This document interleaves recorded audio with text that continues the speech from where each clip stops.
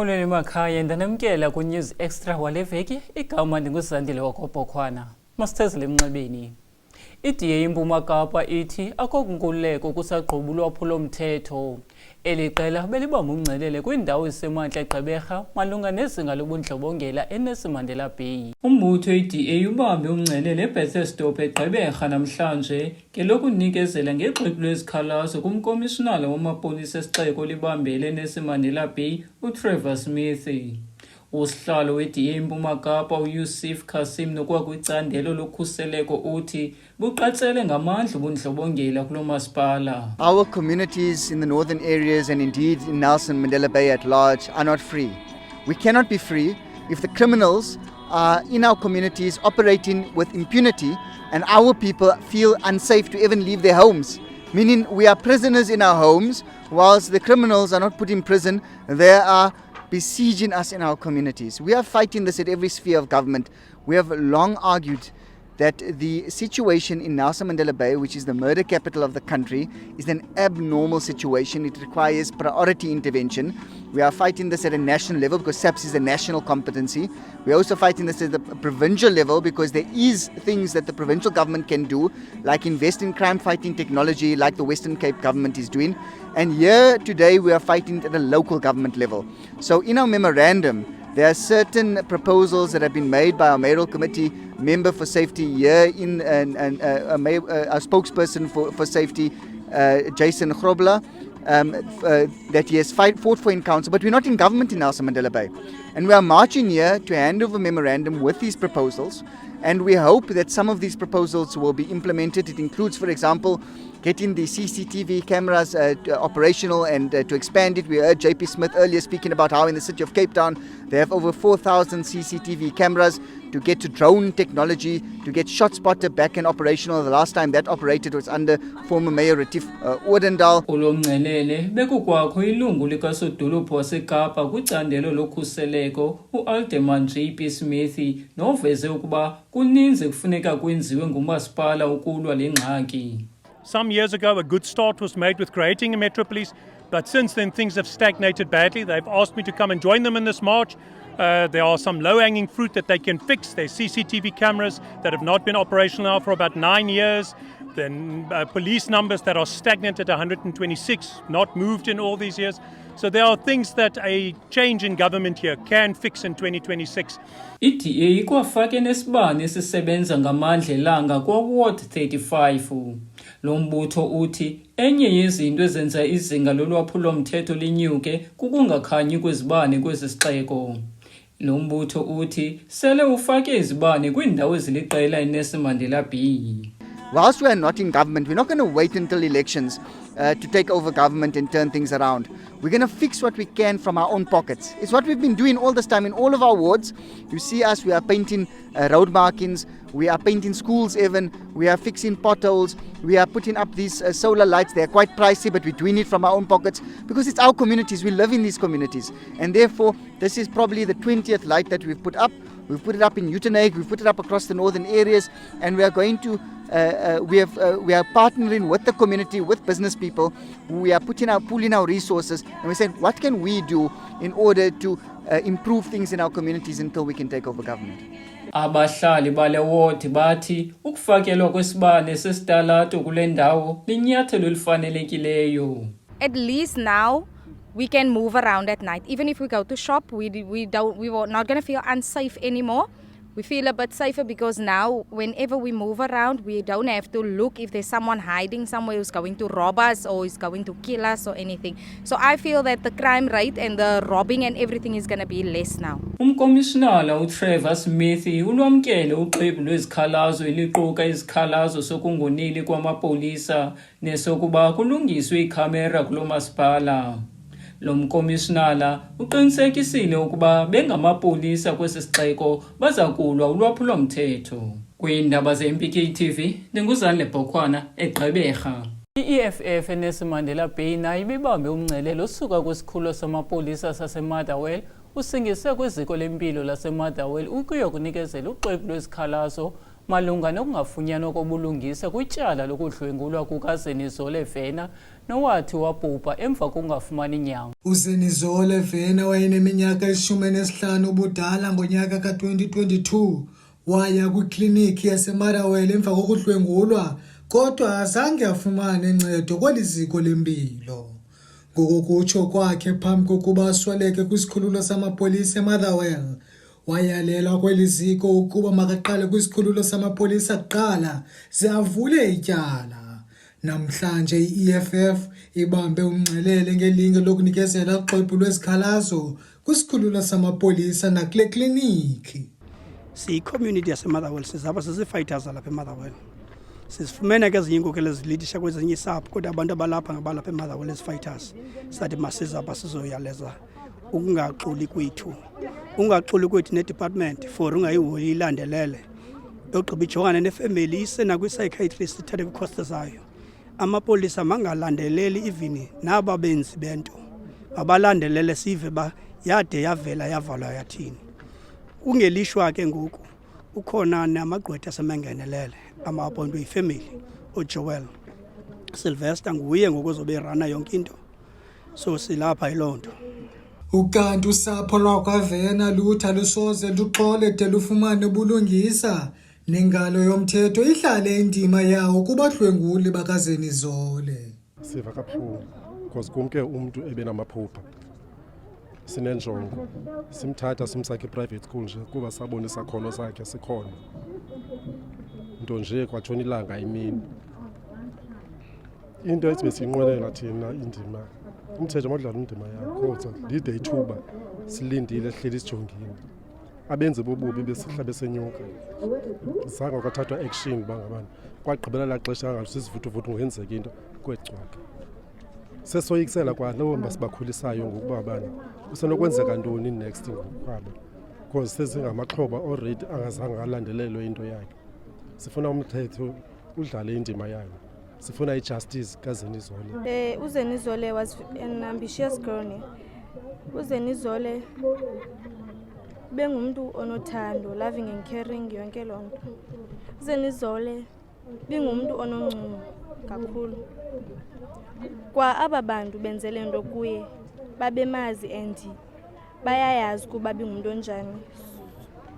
And into bendifuna mina is nothing but justice for uZenizole. Omnye umhlali waseMotherwell uthi abafumani ncedo kwaphela kule kliniki ngenxa yokushokoxeka komongikazi.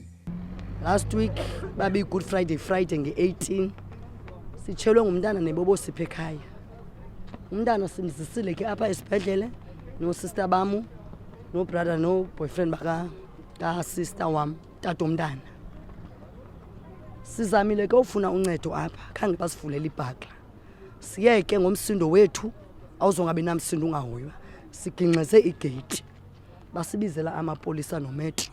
Fikile kwamapolisa nometro sachaza ingxaki. Bas understand why senze lento siyenzile because asifumani incedo. Uthe umntana kuza ncedo luncedo lwamapolisa.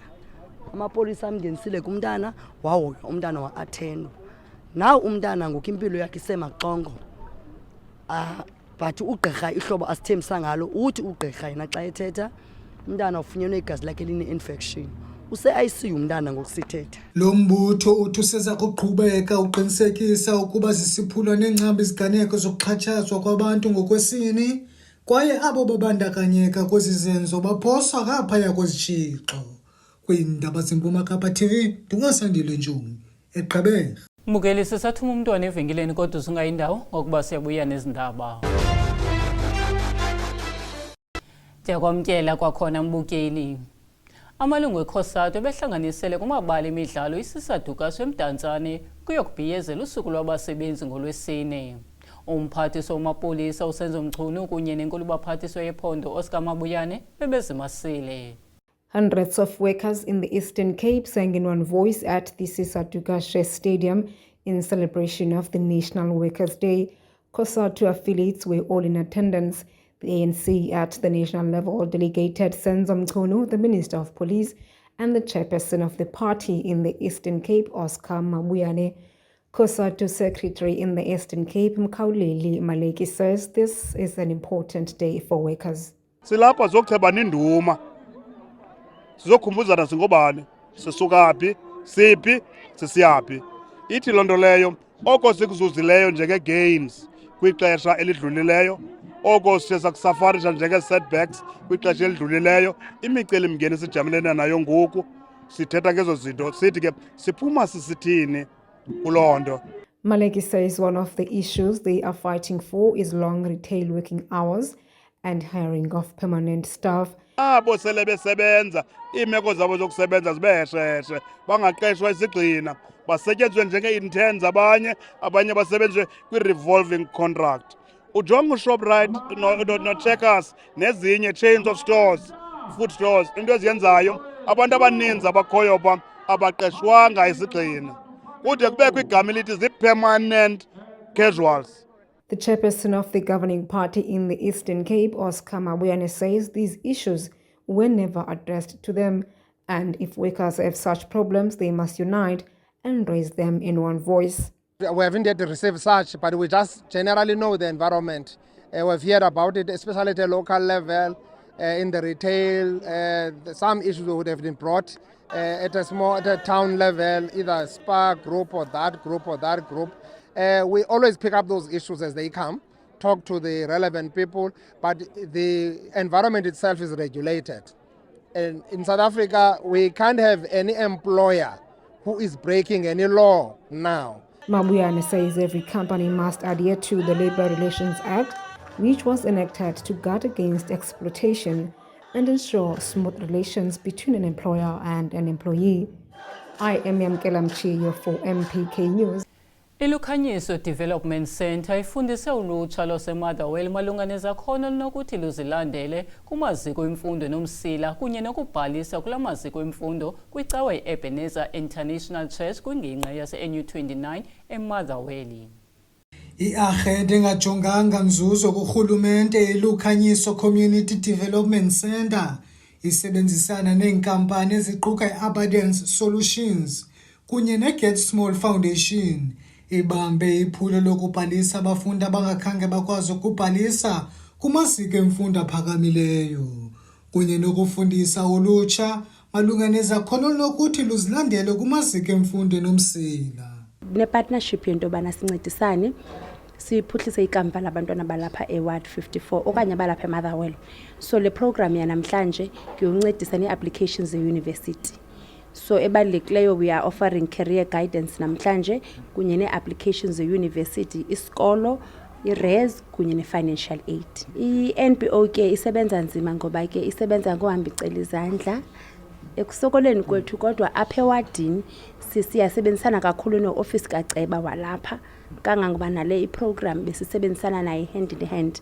Ngaphandleni koceba sisebenzela apha e-Ebenezer International Church, icawa ethe yasivulela incango sento bangabana sisebenze nabo xa sizise programs. So kuyinkonzo yase-Ebenezer, kuyi-office kaceba, kube sithi singilukhanyiso, kube ngabahlali at large, i-community nayo iyasinika inkxaso. Sizawuqinisekisa kakhulu and isikakhulu kumntana omtsha sijonge into yokuba izinto zokuphuhlisa umntana yimfundo, si-sport, yi-art. So izinto sifocuse kuzo ke ezo ekuphuhliseni abantwana bethu. I-ofisi kaceba wakwa-Ward 54 kunye netyalitye i-Ebenezer International Church nazo zinikezele ngenkxaso ukuqinisekisa ukuba eli phulo liba nempumelelo. Office kakhansila yi-ofisi apho ethungela inkonzo kubahlali baka-Ward 54 ngokwentsebenziswano kunye nee-organizations zasekuhlaleni. Sinexanduva ke lokuba sixhase ngolo ncedo sikwazi ukuncedisa ngalo. Ingeyiyo yodwa ke i-organization iLukhanyiso ekhoyo kwa-Ward 54 as i-organization e-registered, kodwa yona iphume izandla ngoba ine-programs eze-development especially ezithetha kunye nabantu abatsha. Njengangoko namhlanje bene-program yokurejistarisha abantwana balapha ewadini into yoba bakwazi ukufumana amathuba e-university. bengajonganga ke kodwa ukuncedisa only uward 54 ngoba if uyaqaphela abanye abazali njengoba bendincokola baphuma kwiindawo zonke iimbombo zonke zalapha eMotherwell. Thina ke uxanduva lethu lokuba zikhona opportunities ezikhona kwi-office of councillors discretional funds apho sibanika khona i-opportunity into yoba maba-aplaye bakwazi ukusosa ezi funds zibekelwe bucala ngumasipala. Nangona ke ingeyo process ibalula kodwa zonke organizations ziyaparticipate apha. Into esitsalileyo ke kuba sibe kule partnership kungenxa yento yobana ngaba kunezinto esidibana nazo ezifana ne-community upliftment eyinjongo nakuthi into yobana ngaba siyibone i-community phuhla ibe kwindawo engcono kunendawo ekuyo ngoku. So zizo ezo izinto ezibangela uba sibe kanti siyasebenzisana yonke into engumnqweno kubo ingumnqweno kuthi yaye asikho kude kubo nabo abekho kude kuthi. Ukanti abazali kunye nolutsha lwase-29 alukhange lukwazi ukuzibamba yimincili ngokubakho kweli phulo. Siyavuya kakhulu thina singabahlali balapha eMotherwell e29 ngoba siyi-area apha ehluphekileyo kakhulu. Ngoku sithe sawuva into bangabana kukho le nxaxheba ingaka safumana elithuba loba abantwana bethu bazawukwazi ufumana impilo engcono, bazawukwazi ungena euniversity yalapha eBhayi. Sivuya kakhulu usisi othe uThixo wathetha nenhliziyo yakhe into bangabana makaze apha eGqeberha apha e29 ake asizisele abantu base-NMU bazonceda abantwana bethu uku-aplaya. I was doing grade 12 last year eSoqhayisa and ndipase ngebachelor, so I was doing ilantos online application eRosebank since bendingakwazi uyongena khona due to into ye-cost. And so bazali bami bandincedisa ke baba ndifumane ilantuza i-online applications, so ke ndenza loo nto leyo ndenza online applications then ndiye ndafumaniseka uba like andikho happy since ndibawula uhlala edeskini, so ndazidecided uba no man since bendisendivile uba ikhona iproblem ezaba khona apho, so ndazixela abazali bam uba mama ndifuna uyo-aplaya since kuzofika abantu base-NMU bendivile uba kuzofika abantu base-NMU, so wathi mama okay it's fine ndizokunika le 150 uhambe uyo-aplaya kwakhona. Ilukhanyiso Community Development ithi siza kuqhuba neli phulo nyaka nonyaka ingakumbi ngenjongo yokukhawulelana nesidingo zolutsha olungathathi ntweni. Kwiindaba zeMpuma Kapa TV ndingasandile Ntshumi eGqeberha. Bukeli sisasela amanzi kwakhona kodwa singayindawo ngokuba siyabuya nezemidlalo. Ndiyakwamkela kwakhona mbukeli kweljelo ngoku kwezemidlalo. Isikolo samabanga phakamileyo iMaria Low siphume njengentshatsheli zetumente imfundo Cecil emva kokoyisa ithambekile Senior Secondary School ngamanqaku amaninzi Lady Frere.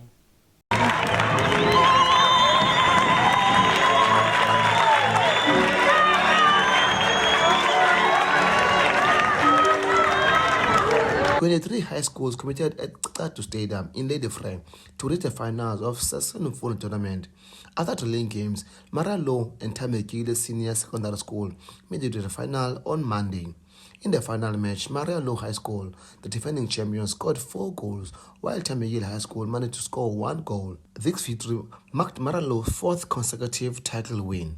The winning coach says he's elated with the outcome of the game. Because of siyilungisele kakhulu le tournament kusuka ngoJanuary oko besilungisele le tournament kuba siyayifuna sifuna iphinde ibele ekhaya because besiyiwine 3 times kwathi kwitro fence athi masiqale thina siyithatha, so ziziphumo zokusebenza nzima ezi so ndonwabe kakhulu.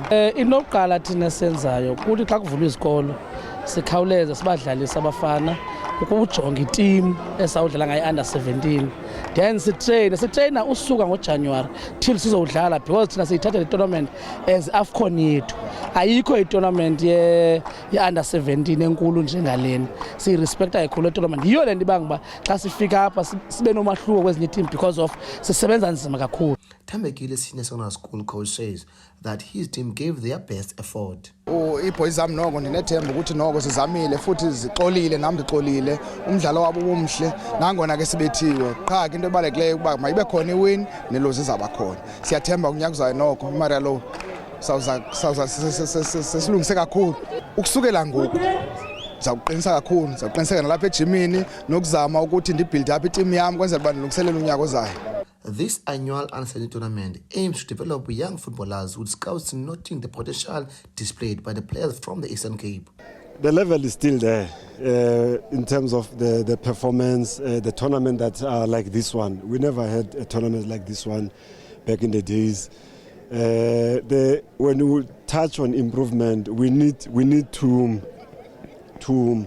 be visible, because each and every municipality at ABC has a club. For the past 2 seasons, but for you not to see any club here at this tournament, that is where we need to improve. To be honest with you, there is talent in Eastern Cape. They just need to be nurtured, these boys. I was here since Friday. Level of talent that I've seen here. Actually, I've been seeing that because of that's why I've got your Tetos, I can name the book about this young one. So there is talent here. It's out of this world. The talent that I've seen here, I was overwhelmed by what I've seen, which is there are few boys here that they will also get a chance to go and train with Chippa United disc team.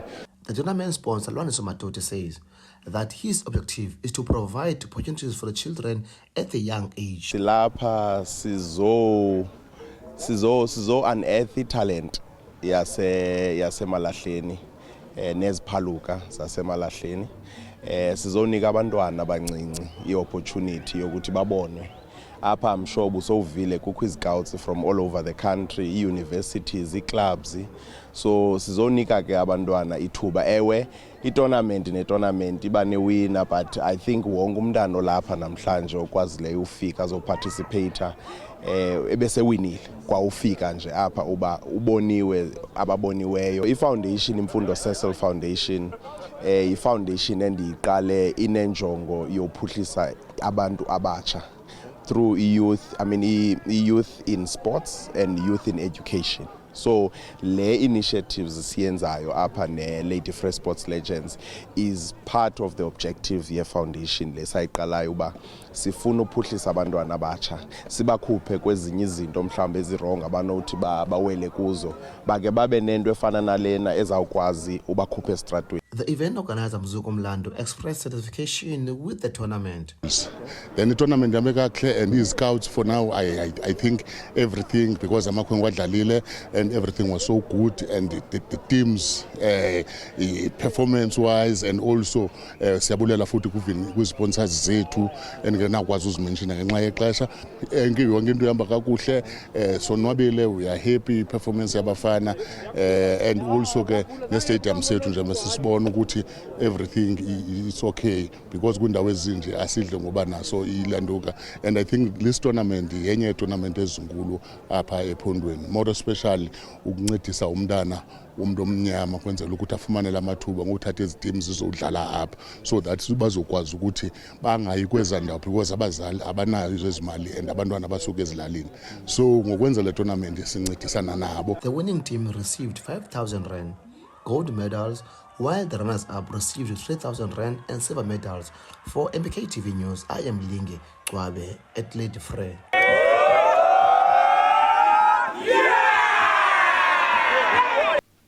Ngelo nqa kumbukeli siphelele izindaba nibe neveki enhle.